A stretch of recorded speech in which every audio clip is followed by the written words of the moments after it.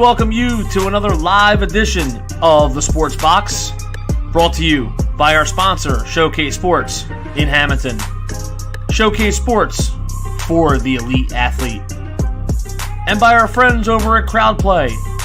Download the free CrowdPlay app today and check them out at www.crowdplayapp.com for details. Ladies and gentlemen, it's showtime.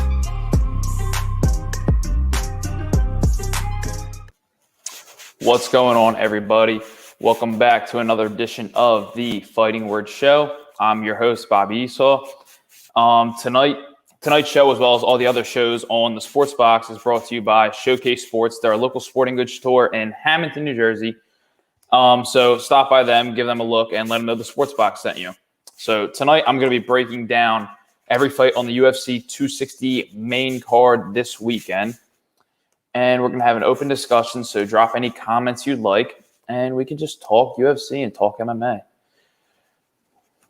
But other than that, I'm going to get started right now with the main card, UFC 260. We're going to start with Jamie Mullarkey versus Khama Worthy. So this fight begins the main card, UFC 260. To be completely honest, I analyzed this fight a little bit. I'm not too excited for this fight. To be completely honest, it's one of those fights that I love fighting. I love watching fights. It's one of those fights that I'm not super interested in. But, of course, I'm going to watch it just because I'm a fight fan. Hopefully some of you guys are fight fans, and hopefully you guys will be watching that. So, Mullarkey has lost his last two fights in the UFC. Unfortunately, he's 0-2 in the UFC, which is not the best place to be because UFC, as we all know, tends to cut a lot of fighters. And if you don't perform at the highest level, like they expect you to, and you should, you will get cut. So this is a must-win fight for him. He's good on his feet. He's very good on his feet. But I think Worthy definitely has him in that category, has the better of him in multiple categories. Worthy is more experienced. He's had a lot more time in the octagon. He's a more diverse fighter. He has great takedown defense. He has a higher significant strike rate. It's a solid matchup for fight fans, and fight-wise, I expect it to be a good fight. Both these guys are going to stand up. I think Mullarkey is probably going to try and shoot and try and get Worthy on the ground and put him on his back. I don't see him being very successful with that because Worthy is one of the best takedown defenses in the lightweight division. So to be completely honest, I think that Worthy is going to dominate this fight. It's only a 3-round fight. I think Worthy's going to win a unanimous decision. I don't think there's a factor. I don't think there's any part of fighting that Mullarkey is better than Worthy in. Both these guys, I think the guy who loses this fight, it sets them back very far. I think if Mullarkey loses this fight, I think he gets cut from the UFC personally. Worthy is one of those guys where you really don't know. If he wins this fight, he could kind of stick around.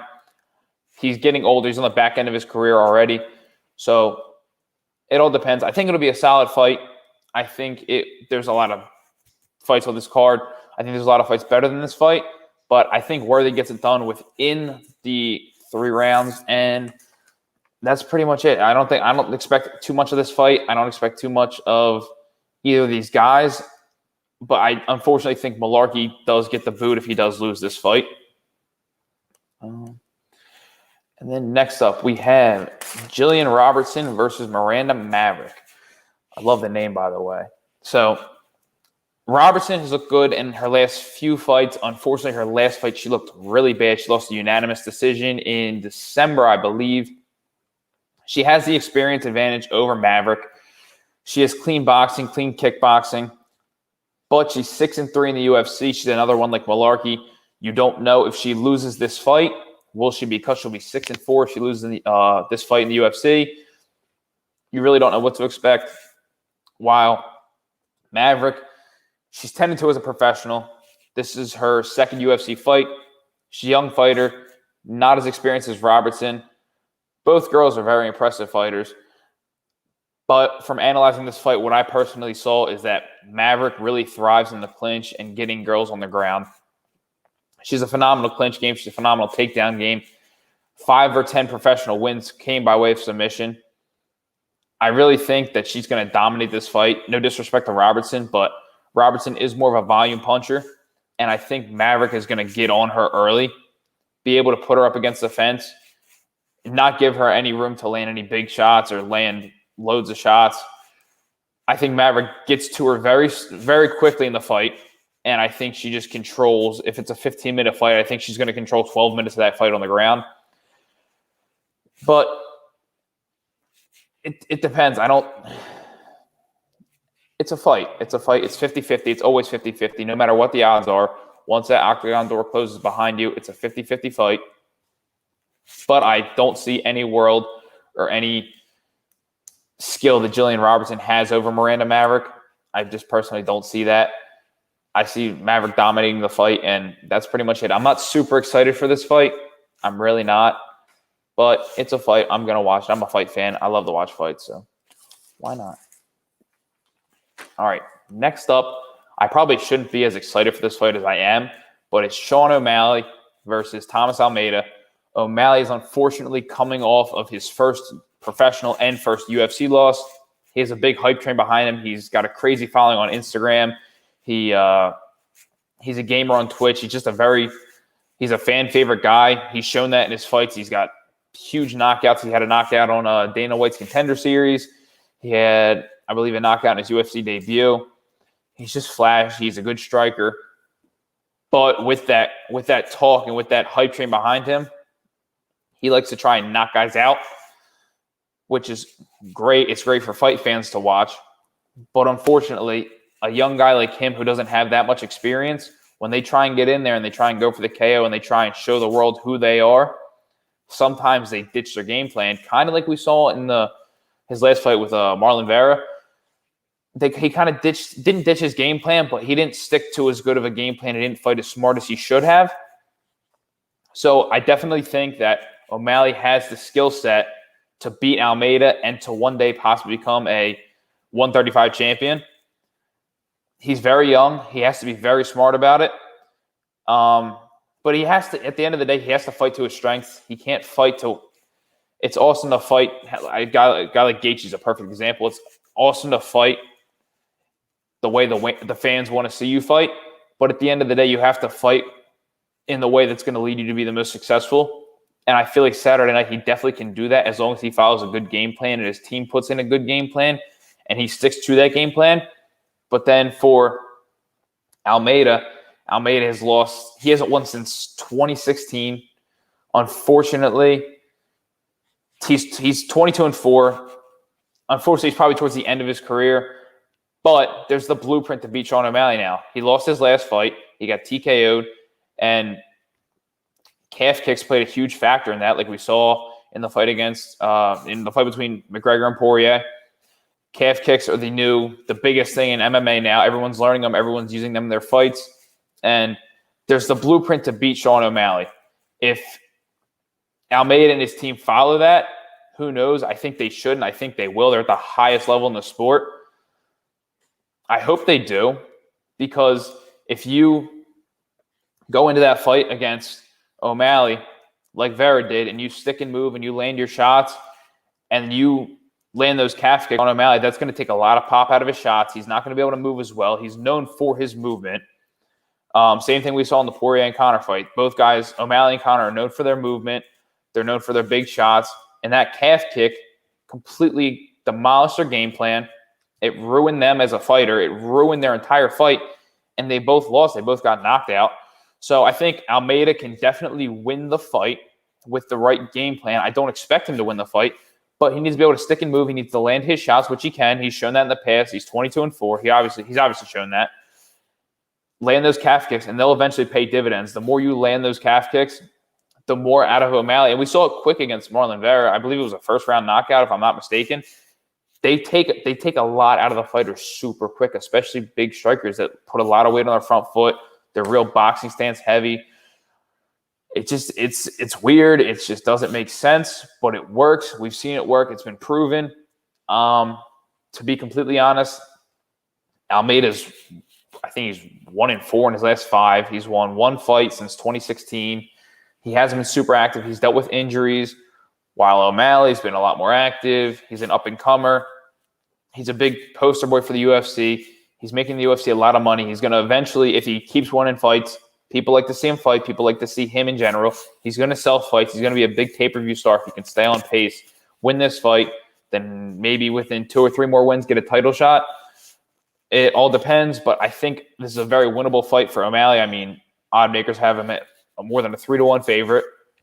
It's a very winnable fight for O'Malley as long as he fights smart. He doesn't get in his own head. He just has to stick to a game plan and kind of ride the whole thing out. I think he can be very successful in this fight. I think he can be very successful in the future. I truly think that one day he's going to fight for the belt. One day he may be a champion. But in order to do that, he's going to have to win these fights and build himself up as a more credible fighter. Let's see. All right, next up, let's see. We have a comment coming in. We got Joey Voss saying the Sugar Show. I agree. To be completely honest, I think that O'Malley wins this fight it's a 3-round fight. I think he wins it within the first 2 rounds. I'm going to say second round TKO, to be completely honest. All right, next up, we have Tyron Woodley versus Vicente Luque. And this is a fight that I never thought I would watch or see happen in my life. From Woodley going to be from the pinnacle to the highest point of combat sports, being the UFC welterweight champion, to now he's fighting a guy who I believe is ranked like 10th or 11th. I didn't think I'd ever see this fight, nor did I think Luque would almost be a 3-1 favorite over Woodley. But unfortunately, Woodley's come to that point in his career where he's lost his last 3. He's actually lost all 15 rounds in those last 3 fights. He hasn't looked good. His most recent fight was against Colby Covington, where he actually injured his rib in the 5th round. That fight got stopped. He's been dominating his last 3 fights. There's been no signs of the old Tyron Woodley, the champion Tyron Woodley that everyone knows. And I unfortunately think if he doesn't win this fight, if he doesn't turn around in this fight, I think this is the last we see of Tyron Woodley. I think he'll either hang it up himself or the UFC will cut him. I think it's a winnable fight for Woodley, possibly. I want to say so. It's hard to see a guy who was a champion as recently of 2018 when he beat Darren Till in September, I believe. Yes. It's hard to see a guy like that fall as quickly as he did and it's just weird to see. It doesn't make sense. It's been so quick. His downfall's been very quick. So I'm hoping that he can turn it around. I don't think he will. He still has that big knockout power. He still moves well, but you can tell he looks old. He's not taking the punches the way he used to. He's not as strong as he once was, and that all plays a factor, especially when you're at the highest level. You can't be one step behind everyone because you're just going to get mauled every single fight. Yeah, like I said, he's coming off 3 consecutive losses. He hasn't looked good. He hasn't won a round since he last fought Darren Till in September of 2018. But who knows? He is Tyron Woodley. He is a former champion. He fought in Strikeforce. He fought the best of the best. You never know. Maybe he does turn it around. Maybe he does win. Maybe he does. Maybe he does have a second run in his career. And then for Vicente Luque, he's been way more active than Tyron Woodley. He's looked great in his last few fights. He has 6 wins since Woodley last won a fight in September of 2018. He's a high pressure guy. Which Woodley does absolutely terrible with. We saw against Usman, Covington, and Burns. They're all very high pressure, high volume strikers and very good wrestlers. Woodley, it seems to be Woodley's kryptonite. He has not done well at all against any of these guys. And I don't think he's going to do, as much as I'd hate to say, I don't think he's going to do well against Luque, unfortunately. Luque's looked great. He has some big knockout wins. He can take a punch. And for Woodley being a power punching guy, if Luque can take his punches, then what else does Woodley have to offer anymore? And honestly, my prediction for this fight, I think Luque is going to 30-27 him, 3 rounds. I think it's going to be total domination. I don't know if the fight will take place more on the ground or more standing up. I think we'll see a little bit of everyone's game, but I think Luque is going to make a real big statement I think he's personally going to maul Tyron Woodley, and I think this is unfortunately going to be the last we see of Tyron Woodley. But you never know. It's fighting. Like I said earlier, once that cage door closes, you never know. All right. On to my favorite fight of the night and one of my favorite fights of all time. We have the rematch, much anticipated rematch between Stipe Miocic and Francis Ngannou. Miocic is 20-3. He has 2 losses in the UFC, but 3 losses in the UFC to Daniel Cormier, Junior Dos Santos, and Stefan Struve, which took place I believe, in 2014. We have Francis Ngannou, who's 15-3 as a professional. He lost to Derek Lewis and Stipe Miocic in the UFC. I don't know, man. I feel like Stipe, a lot of people have been talking about, I feel like Stipe is kind of being disrespected, being the underdog in this fight. This is his 5th fight or 6th fight out of his 8 title fights where he's the underdog. I feel like, as a fight fan, I feel like he's not getting the credit he deserves. But at the same time, the odd makers know what they're doing. They're not stupid. And they know that at the end of the day, Miocic has to be perfect for 25 minutes, whereas Ngannou has to be perfect for a split second. He's proven that in pretty much all of his fights, except for the fight with Miocic, where he got completely dominated for 25 minutes. As much as it wouldn't surprise me to see Ngannou land a big shot and put Miocic out, they fought before, and it was complete domination from Stipe's side. Like he showed that he can take Francis' biggest shots. It depends really how much Francis has improved since then. He's only had I have it here. His last 4 fights have been less than 3 minutes combined in the last 2 years. So how much can you improve with only so little octagon time? Stipe has had a common opponent in his last 3 fights, Daniel Cormier. He lost the first one, and he won the last 2 pretty convincingly. He's a guy who never gets enough credit, as he's been the heavyweight champion multiple times. He has the most title defenses in UFC heavyweight history. He's probably one of the most underrated fighters in UFC history, in my opinion, in all of combat sports, to be completely honest. I feel like he gets disrespected way too much. But time and time again, he goes out and proves himself to be the best. And I think Saturday night, he proves that he's the best once again. And I think he kind of solidifies himself as the heavyweight GOAT. So we'll have to see. I think Stipe definitely has the fight IQ. We see in all of his fights his ability to adapt. His second fight with Daniel Cormier, he got beat up in the first round. He got taken down. Obviously, DC's an Olympic wrestler. He's a phenomenal wrestler. But Stipe got beat up. He got taken down in the first round. It did not look good. I remember watching that fight. I didn't think Stipe could have rebounded from that. He got beat up in the second round once again. He got beat up in the third round. It kind of became a closer fight there. But in the fourth round of that fight is where you see the tides really change. Stipe is such a smart fighter that he adapts better than anyone I've ever seen in the UFC, especially in the heavyweight division. But he adapts very well.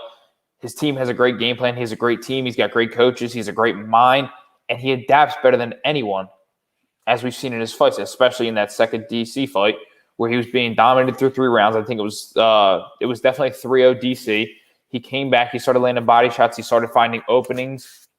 And he became very successful with that. And then towards the end of that round, he ended up TKO in DC for the second time in DC's career. His only other loss was to John Jones, I believe. But yeah, he adapted better than anyone.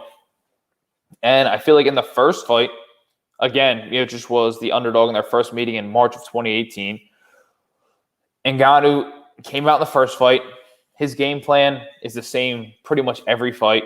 No discredit to him, but he has those big power shots. He hits like a truck, so why wouldn't he go out there and try and put those guys away early? He came out, he tried to land those big shots, and within the first 20 seconds of that first fight, Stipe already secured a takedown. He used Ngannou's own advantages to his advantage, which Stipe does very well. He uses his opponent's strengths and flips them as almost a weakness. He used, as we saw in the first fight, he used Ngannou's heavy pressure and his heavy he wants to push your back against the cage. He used that against him. You know, I don't know. You don't know, because Stipe has to be perfect for 25 minutes. Francis has to be perfect for a split second. He has to land one punch to put Stipe out, which seems like 25 minutes to one split second. It's a big gap. It's a lot of shoes for Stipe to fill, but he did it before, and I think he can do it again. I'm not sure. I feel like age will definitely play a factor. I feel like Ngannou's ability, everyone's talking about Ngannou's ability and how he's grown as a fighter, he's grown as a grappler, he's grown on the ground, he's grown as a wrestler. But I feel like him having less than 3 minutes of total fight time since him and Stipe's last meeting, he's blown everyone out of the water. So what is there for Ngannou to improve upon? Or he hasn't shown anything. So my pick, to be completely honest, is Stipe. I think Stipe is going to dominate him. There's always the chance in any fight that Francis catch some of the big punch. We saw in the first fight, Francis catch Stipe a few times, but Stipe's movement played a huge role. He didn't once get caught clean. He fought a perfect fight, and in order for him to win, he's going to have to fight another perfect fight. Can he do it? Of course he can. He's proved himself to already do it one time a few years ago. Can he do it again? I think he definitely can. I think the odds are definitely more in Ngannou's favor now that he's a little more experienced. He's already had that octagon time with Stipe. And it all depends. I think we'll see. I think the odds will definitely change after the first round if it goes that long, because Ngannou's one of the strongest guys the UFC's ever seen. He's a very explosive athlete. If Stipe can kind of nullify his power, get him on the ground, tire him out, he's going to get tired quickly. We saw in that first fight, he couldn't even lift his arms up by the fifth round. He didn't even land a punch in the fourth round. So maybe, unless Ngannou gets Stipe out within the first round or two, I don't see him having any chance of coming back from that. I think he has to get him out super early. And in order for him to do that, he's going to have to push forward and hope he doesn't get taken down. I think he can definitely handle Stipe's takedowns a little bit better because he has Kamaru Usman in his corner. He has been working on his wrestling. He has been working on his grappling, takedown defense. He's a better athlete. He's a smarter fighter. But Stipe takes this one, in my opinion. I think it'll be a 5-round decision. I think it'll look very similar to the first fight. I think Ngannou's going to get frustrated. I don't think he's going to be able to land those big shots, and I think Stipe is just going to dominate him on the ground, land a lot of ground and pound, land good punches in the clinch work, like good clinch work. He's going to look phenomenal. I think this will be one of the best performances of Stipe's career. And I think this fight, if he wins this fight, it'll solidify him as the heavyweight GOAT, because who else is there for him to beat, you know? All right. So finally, the news broke the other day. Dana White announced that former UFC lightweight champion Khabib Nurmagomedov officially retires at 29-0. He most recently fought and defeated Justin Gaethje in Abu Dhabi in October. Unfortunately, his father passed away before that fight. He vowed to his mother that that will be his last UFC fight. As much as I believe that, because I didn't think he was going to lie to his mom, I didn't think that was it for him. But now he's filling in as a coach. He's training fighters out of AKA. He just picked up Luke Rockhold. I think he's going to have a very successful career as a coach. Unfortunately, won't be able to see his greatness in the octagon again. He completely dominated everyone. I believe he lost 1 or 2 rounds in his UFC career. He fought the best. He beat the best. He just choked out Gaethje. He beat Conor. He beat Poirier all convincingly. The Conor fight kind of upset me a little bit, not going to lie. But it was a great career. Hats off to him for all of his successes. And you can't really argue with the greatness of Khabib. I mean, he was 29-0. He didn't lose as a professional. And to not lose as a professional fighter, I mean, John Jones has the DQ loss years ago. But especially for those two, to not lose as a professional fighter, especially in a sport where you're competing against the best in the world day in and day out, and every fight, this person's sole purpose is to beat you, to not lose to one single fighter, and to not even lose more than a fight's worth of rounds is probably the most impressive thing I've ever seen in all of combat sports, especially at the highest level of the UFC. He was dominant. And I think he's going to be a very good coach. I think he has guys that he's going to work with, and I think those guys, like we see his cousin Islam Makhachev just beat Drew Dober as of, I believe, 3 weeks ago. I think that kid one day is going to be the UFC lightweight champ. I think he's just going to steamroll through people, much like Khabib did. I think that style of Sambo and their stand-up game with their wrestling and their pressure, their cage work is just so dominant. We've seen Poirier say in between the second and third round, I believe, of their fight, that he actually can't get Khabib off of him, can't get off the cage, he can't get up, he can't do anything. He just completely nullified these guys' games. You saw it with the Conor fight. You saw it with Gaethje. He stood with him for a little bit, but Gaethje's a collegiate wrestler, Division I, I believe. He got him to the ground, took his back, and choked him out within 10, 12 seconds. Like it wasn't even a competition. It was crazy. It looked like a black belt versus a white belt. But he was dominant. I think he's going to be heavily involved with the UFC in the future, more so as like a promoter kind of guy. He was with Dana White the other night with at the fights, watching, I believe it was Holland versus Brunson. I think he's going to start. He started a promotion in Russia that's collabing with the UFC to get these guys from a smaller promotion like Khabib's. It's called Guerrilla MMA, to get him and to get all those guys to the next level, which I think is awesome. I think he is a huge star in Russia, and I think he's going to do great things for the sport. And honestly, respect to him for beating everyone. There's no one else for him to beat, and hats off to him for a great career.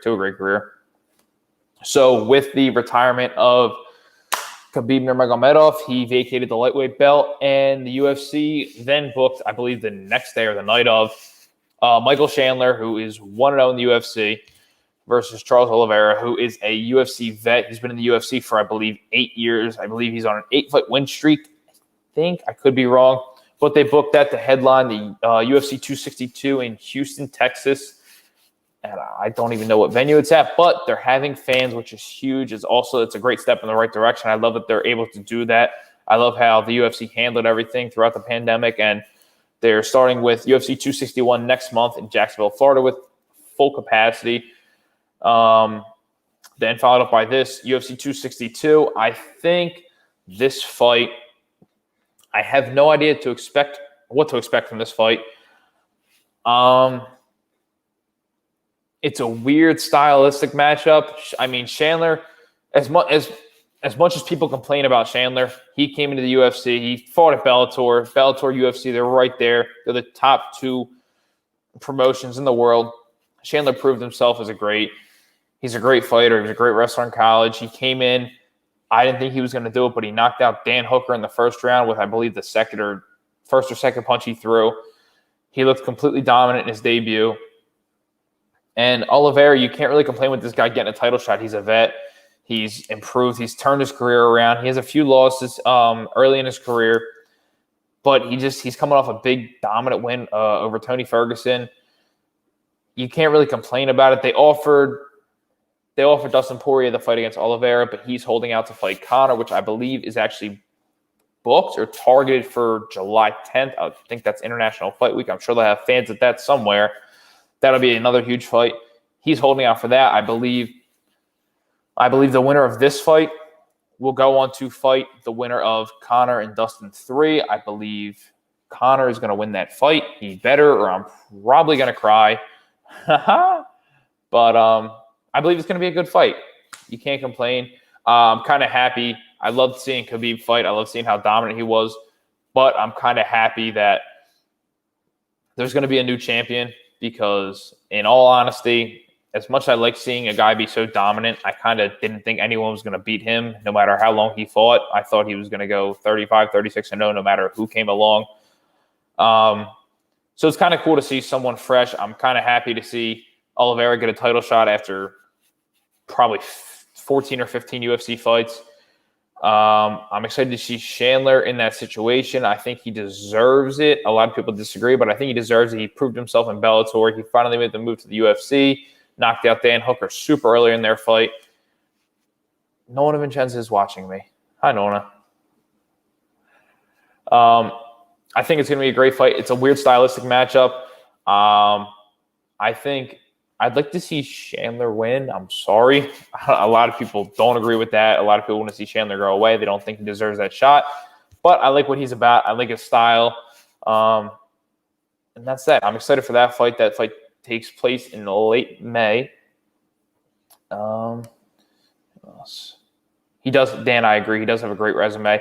He's a veteran. He's a veteran guy. I mean, he deserves it. I feel like you just put in your time, and if you win fights, obviously guys are going to lose fights. The UFC, you're fighting against one other person. Things happen.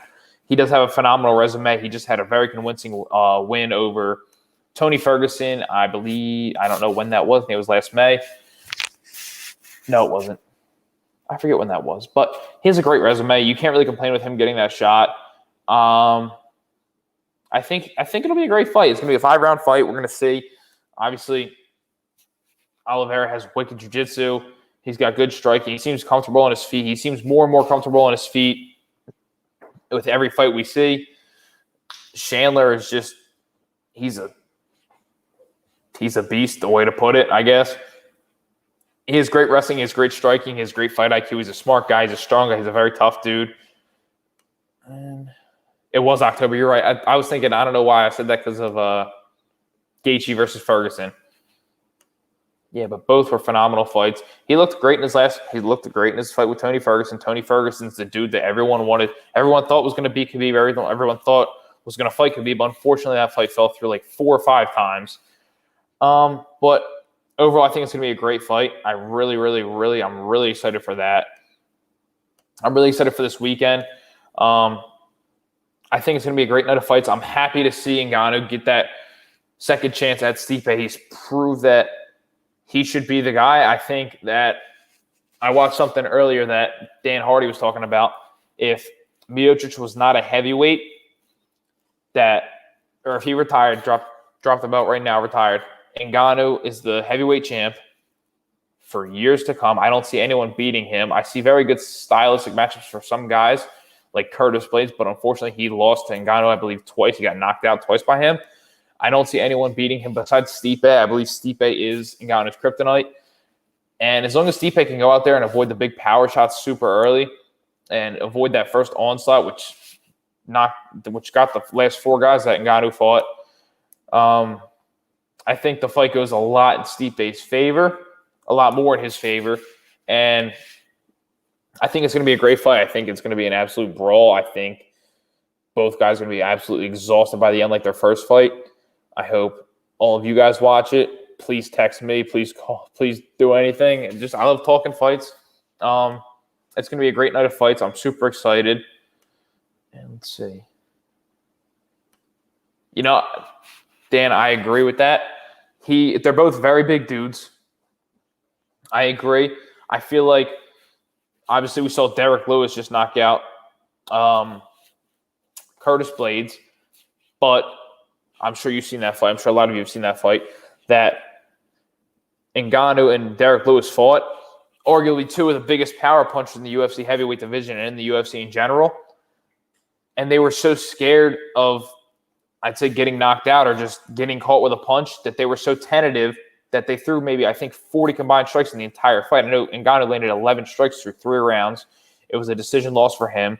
They were super tentative. I think Ngannou is I think it's a great matchup for Francis. I've seen them spar before. It actually looks they're both ginormous guys.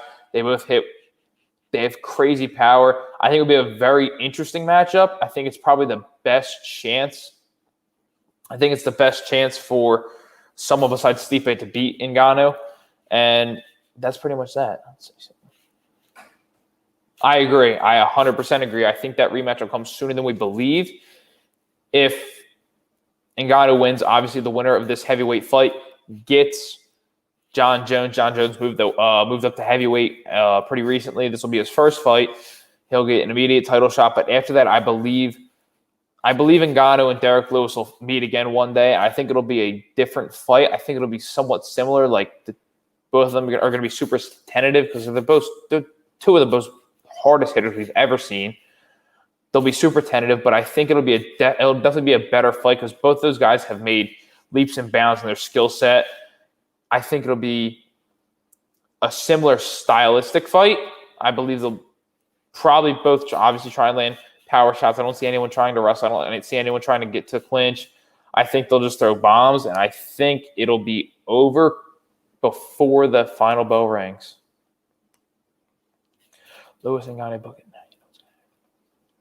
I agree with that. I 100% agree with that. I said that as soon as Derek Lewis knocked out Curtis Blades. I think that I don't know. I believe Gane is undefeated. I believe that Lewis wins that fight. I would love to see. I love Derek Lewis. I love the way he fights. I love who he is. He's just a funny dude. I like his whole personality. He's good for the UFC. He's good for the fans. He's a fan favorite. I'd like to see him get a shot at the title eventually, maybe after one or two more wins. That last one was pretty convincing. He does not want to sit around and wait. So, and I don't blame him. After coming off a win like that, why would you want to? Why would you want to get stagnant, especially during COVID? You want to stay in training camp. You want to stay in shape. He looked in very good shape for his last fight. I don't know why he would want to stay. I don't know why he wouldn't want to fight as soon as he can. I don't blame him. I expect him to fight sooner than later. I'd like to see that matchup between him and Gane. And I think Lewis wins that fight. Gane's a tough dude, though. He's a very athletic dude. He's a big guy. I think Lewis wins that matchup. I'd like to see Lewis win that matchup.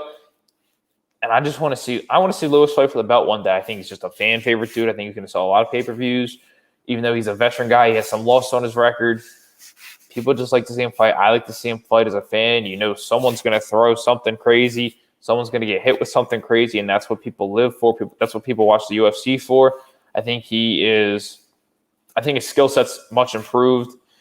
We saw that in his last fight with Curtis Blades. He had a great fight. He had a great game plan. His fight IQ is improving. Even though he's almost 40 years old, he seems to be improving, and he almost has a resurgence with his career. Sam said, I did see Francis on Rogan. That was actually one. I love Joe Rogan's podcast. I listen to it almost every day. That was one of the coolest stories that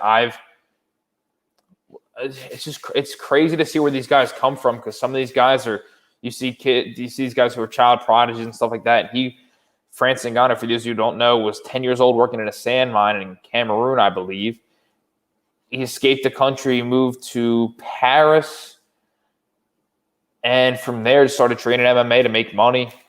And it's a really good feel-good story if he does win. It's almost as much as I love Stipe, it'd be cool to see him win, for Francis to win, to see Francis kind of come full circle with his life and go from having nothing to being the number one guy in the world to being the baddest man on the planet. I think he really deserves it. He seems to be always doing the right thing. And it's just a really cool story all in all. And I can 100% see the winner of this fight getting John in the future. Dana White already confirmed that. I believe depends on medicals and everything. I believe they're shooting for July. I would love to see that fight. They're definitely going to have that fight.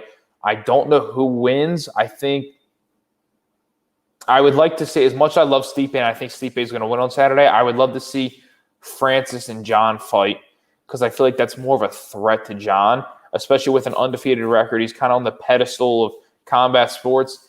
He's the biggest star in the sport. Everyone knows who John Jones is. When you think of MMA, you know John Jones. I think that Francis would be a tough fight for John. I think it would make him very nervous compared to who he's fought in the past, because he does have he has ridiculous power. He's a lot bigger of a person. I think John's going to struggle a little bit more at heavyweight than people think because of the different frame sizes of the guys.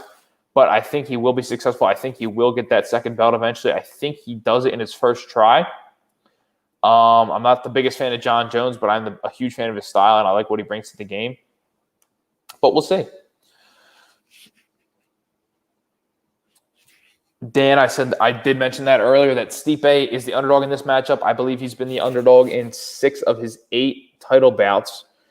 I talked about it earlier. I feel like Stipe doesn't get much respect, as great as he is and his accomplishments. But at the same time, the odds makers can't. I really didn't see him being the favorite when this fight got announced again, just because he has to be perfect for all. He's proven himself before. He proved himself in the first matchup. He has to be perfect for 25 minutes. He can't make a single mistake, while Ngannou has to be perfect for not even a half a second. He has to land one big punch. So I don't know how they could make him the favorite when the odds can change so quickly. Stipe could get hit with a good shot and just be dropped and out of it.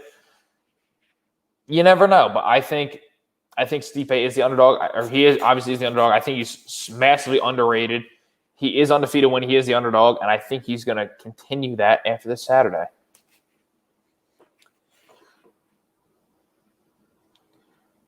I see what you mean. I thought about this. I've talked about this with a few guys I've trained with. We talked about this a while ago, actually. Stipe is a huge threat to John Jones just because I feel like there's a size difference. He has great boxing. He has great cardio. I think Stipe is a huge threat to John. I think Francis is also a big threat to John. I just want to see that fight for myself just because I would like to see – we haven't really seen John go up against – we've seen him against Santos, guys like that. But I would just want to see him against a big, like a true heavyweight guy, 265 pounds, huge one-punch knockout power. And I want to see how he does. I want to see if his skill set, being the smaller man, even though he's a big 205er, I want to see if his skill set can have him lead him to victory in that fight. And Luke Baldino says, does the Sugar Show get back on track this Saturday? I talked about this earlier a bit. I believe he does. He definitely has the skill set too. He definitely has to follow a game plan, though. I feel like he kind of abandoned his game plan in his last fight, his first UFC loss and first professional loss against Marlon Vera. I think if he can stick to a game plan, I think if he can chain his strikes against a guy, Almeida's 1-4 in his last 5. He hasn't looked the best. There's, I said earlier, there's a blueprint to beat O'Malley. I don't know if Almeida can stick to that game plan or even pull it off if he does stick to it perfectly. I think Sean O'Malley's a super talented kid. He's a young kid. He's a big star. I think he does get back on track this Saturday. I think he finishes the fight within the first round or two. I'd like to see a first-round knockout for him, especially coming off of a loss. I think within 2 or 3 fights, it puts him right up there in title contention. He's a big fan-favorite guy. He's got a huge following. He's got a great style. People like to watch him. And I really think he does get back on track this Saturday. Pumped for these fights. I'm really excited. Sweet. Well, that just about wraps up everything. I want to thank you all for joining me. I hope everyone has a great weekend. Thank you very much. My partner Lou will be back possibly for next week. We might do a recap show. We will definitely have a show next month for UFC 261. Thank you all for joining me. Have a great weekend. Thank you very much.